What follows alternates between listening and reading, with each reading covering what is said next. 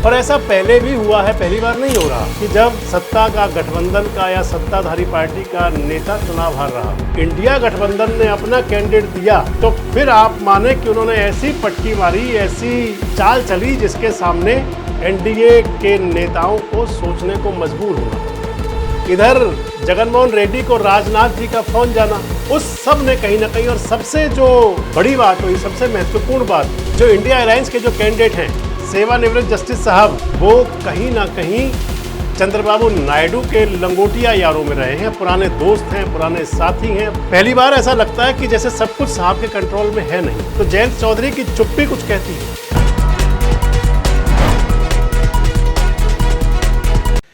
दोस्तों नमस्कार, मैं संजय मग्गू और मौजूद है देश रोजाना के डिजिटल मीडिया मंच पर। देश के उपराष्ट्रपति का चुनाव होना है।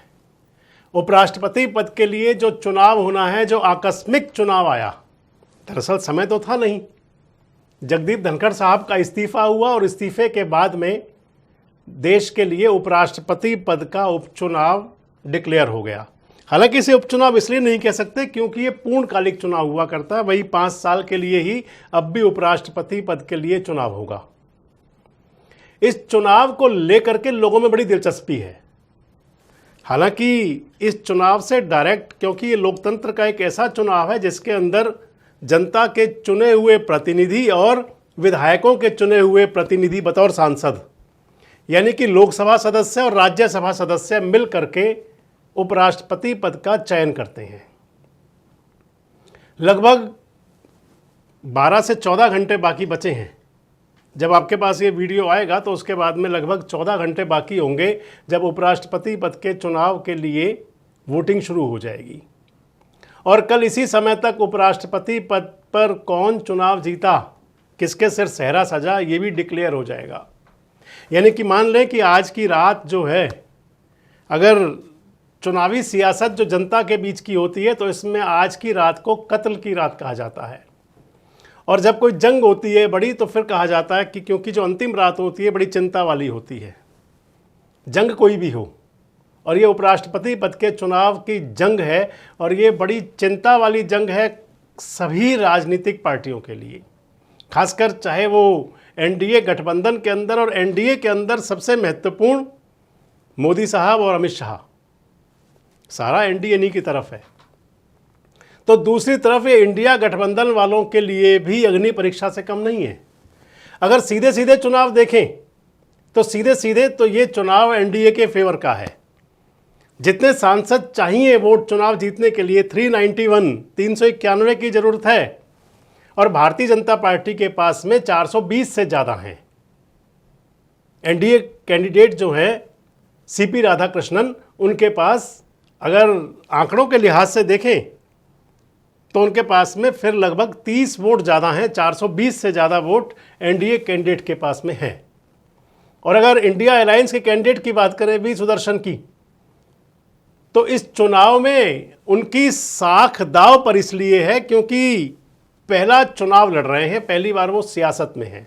पहला ये चुनाव होगा जिसके अंदर मुकाबला बड़ा कांटे का, नज़दीक का दिखाई पड़ रहा है। अगर पिछले चुनावों में देखें तो बड़े भारी अंतर से चुनाव जीतते रहे, चाहे वो भैरव सिंह शेखावत साहब हो, चाहे हामिद अंसारी रहे हों, चाहे वेंकैया नायडू हो, चाहे जगदीप धनखड़ हो।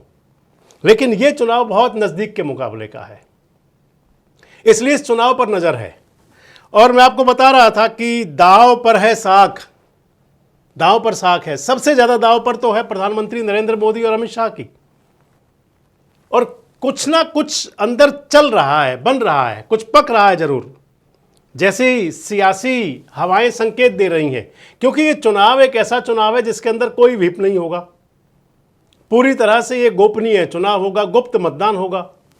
बैलेट पर जा करके और अपनी फर्स्ट चॉइस और सेकंड चॉइस पर जो सांसद हैं वो मुहर लगाएंगे, और जिसको सांसद चुनेंगे गुप्त मतदान के अंदर अंतरात्मा की आवाज़ पर, वो चुनाव जीत जाएगा। और ऐसा पहले भी हुआ है, पहली बार नहीं हो रहा कि जब सत्ता का गठबंधन का या सत्ताधारी पार्टी का नेता चुनाव हार रहा हो। ऐसा पहली बार भी नहीं होगा, पहले भी हुआ है। अब बात ही आ जाती है कि आखिर दांव पर साख लगी क्यों हुई है। जगदीप धनखड़ साहब का इस्तीफा जिन हालात में हुआ आपके सामने है। इस्तीफा उन्होंने दिया या दिलवाया गया, ये सब कुछ सबके सामने है। लगभग छन छन कर खबरें जो पहुंच रही हैं वो सब सबके सामने है।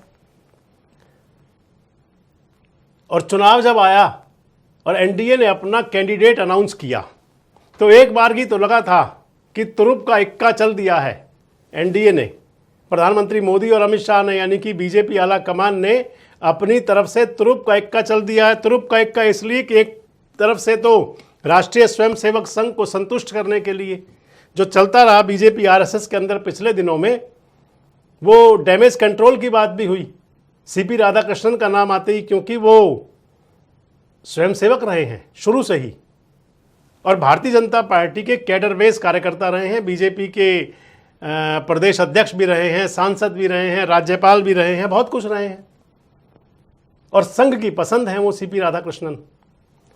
तो लगा था कि तुरुप का इक्का चल दिया, दक्षिण से दे दिया, तमिलनाडु का कैंडिडेट दे दिया, लगा कि जैसे डीएमके के लिए चैलेंजिंग भरा स्टेप हो गया।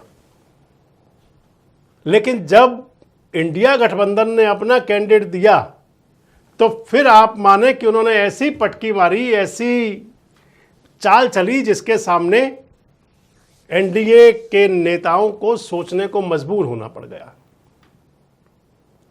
चंद्रबाबू नायडू के लिए बड़ी भारी असमंजस की स्थिति है, केसीआर के लिए असमंजस की स्थिति है।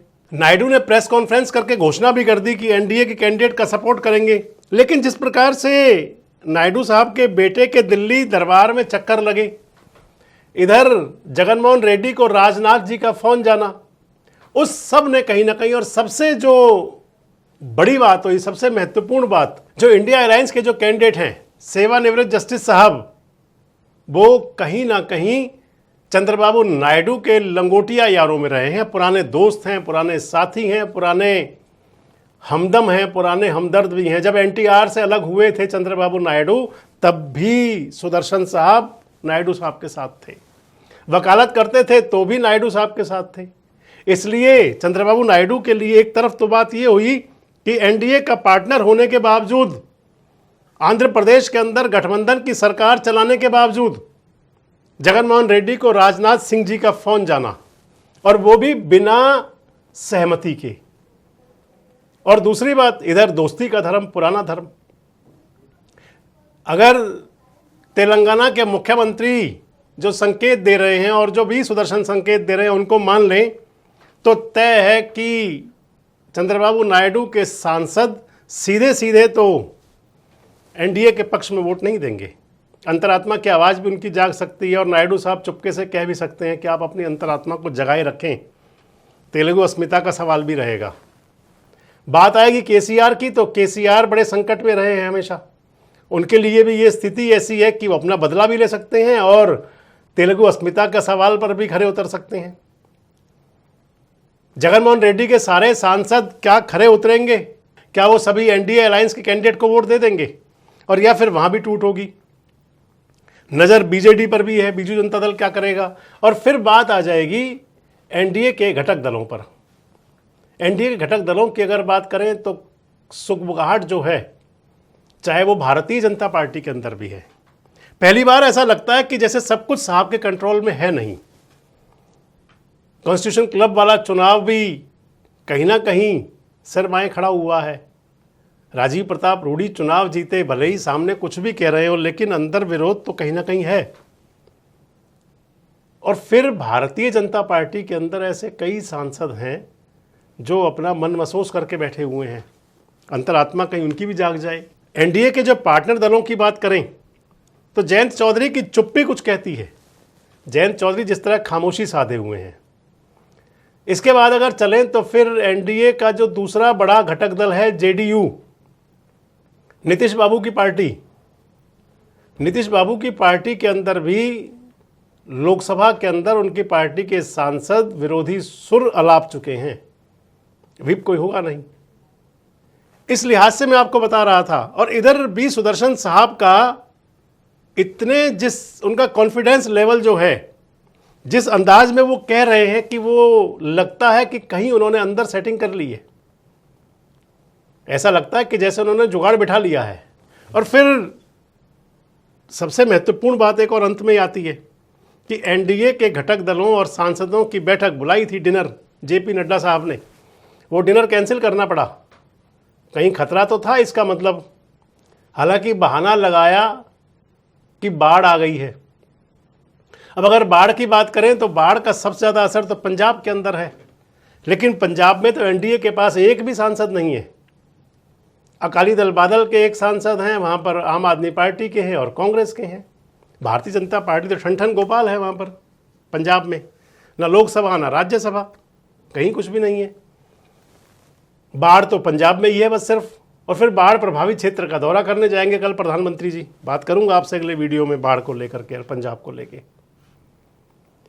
अगर बाढ़ का आड़ लेकर के वो बैठक कैंसिल की गई तो उसने कहीं ना कहीं क्वेश्चन मार्क लगा दिया कि कहीं कोई गड़बड़ तो लगती है, कोई दिक्कत थी। फिर प्रधानमंत्री जी 1 to 1 बात कर रहे हैं, सांसदों से भी बात कर रहे हैं, अपनी पार्टी के जो समर्थक दल हैं उनके साथ भी बात कर रहे हैं। आज सभी को बताया जाएगा कि वोट कैसे कास्ट करनी है। सांसदों को कार्यशाला जो चल रही है बीजेपी की है, और एनडीए के सांसदों को बताया जाएगा। इंडिया अलायंस भी मॉक पोल करेगा आज, कैसे वोट करनी है। यानी कि चुनाव जो है पूरी तरह से दिलचस्प है। और इस चुनाव के अंदर कौन बाजी मारेगा, दांव पर साख है एनडीए की भी और इंडिया की भी। इंडिया अलायंस के लिए तो ये है कि अगर चुनाव हार भी गए, क्रॉस वोटिंग भी हो गई, वोट कम भी हो गई, तो भी कुछ बिगड़ना तो है नहीं।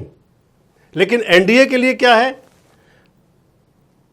एनडीए की स्थिति ये कि अगर चुनाव हार गए तो बाकी कुछ बचेगा नहीं, सरकार चल ही नहीं पाएगी। और अगर कहीं क्रॉस वोटिंग हुई, चुनाव जीते लेकिन वोट कम हो गई अगर कहीं, तो फिर उस स्थिति के अंदर अविश्वास ऐसा पैदा हो जाएगा कि तलवार की धार पर सरकार चलेगी, जाने कब कहां पलट जाए। आपको क्या लगता है किस की साख दांव पर है? क्या चुनाव परिणाम आएगा, कौन उपराष्ट्रपति होगा, और देश की राजनीति पर भविष्य के अंदर ये कैसा असर डालेगा चुनाव? कमेंट बॉक्स में जरूर बताएं। जुड़े रहें हमारे साथ, देखते रहे देश रोजाना। हमारे साथ जुड़े रहने के लिए सब्सक्राइब करें देश रोजाना के YouTube चैनल को, और नई वीडियो की नोटिफिकेशन पाने के लिए बेल आइकन जरूर दबाएं। अगर आप ये वीडियो Facebook या Instagram पर देख रहे हैं तो पेज को लाइक और फॉलो जरूर करें और ज्यादा से ज्यादा शेयर करें।